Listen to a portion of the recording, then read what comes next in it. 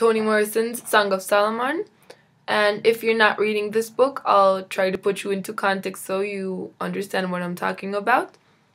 So I'm still in chapter 6, but I've noticed some trends in Morrison's writing that we, in groups, when we were last week in our class, we wrote 2 questions down, and these questions sort of reflect what we thought. So our first question was, what was Morrison's opinion on wealth in terms of segregation and happiness? So in the book, people are living in a community that we noticed it's an all black community, well, all African American community. So I would like to point out that Morrison's beliefs on racism are that race is a social construct, and she's 100% against segregation. So she shows us that African Americans should not be treated as a unit because they are very different and they have a lot of differences between them, and it can be seen in many levels, like on wealth, on happiness, on, I don't know, hate. There's a lot of ways we can see this. So on page 22, we can see a dialogue between Mrs. Baines and Mr. Bacon. Mr. Macon. So Mrs. Baines, she tries to seduce Mr. Macon because she's his client and she's trying to pay less. So she fails, and as she's leaving, she tells her grandchildren that a nigger in business is a terrible thing to see. A terrible, terrible thing to see. So she's saying this to children. This is a very harsh thing to tell to children, but it's also a very hard moment for African Americans because it's during the civil rights movement and a lot of people were against them. For example, the KKK, they were the ones who killed Macon's father.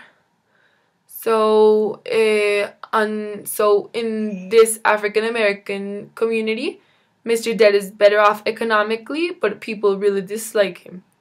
In another case we see this is when Guitar and Macon's son, Milkman, they go to a bar and the bartender doesn't sell any alcohol to Milkman because he's his father's son.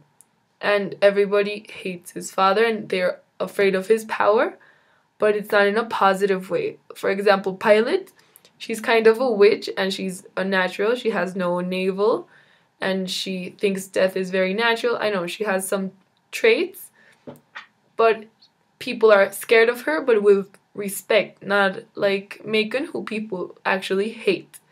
So, and she's also very happy. Her family is very united. They love each other and they are satisfied with their lifestyle. On the other hand, Macon always wants more. He's always visiting new houses. He has a car and he likes to drive around town just to show off his car and his family. And his family actually hates him towards the beginning of the story, but then they start to evolve. So on to the second question. It's what is Morrison's objective when naming her characters?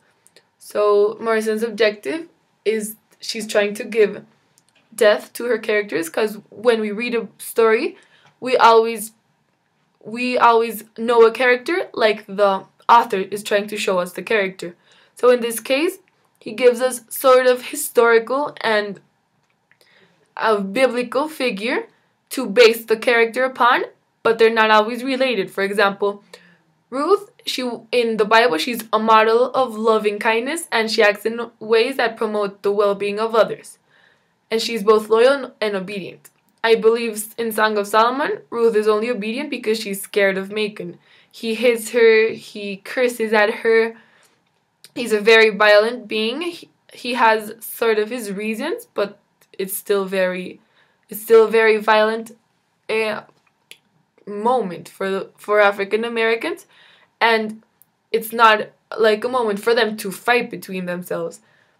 So Ruth is also better off being hit and being shouted at than being out in the streets and being poor, because it's the civil rights movement.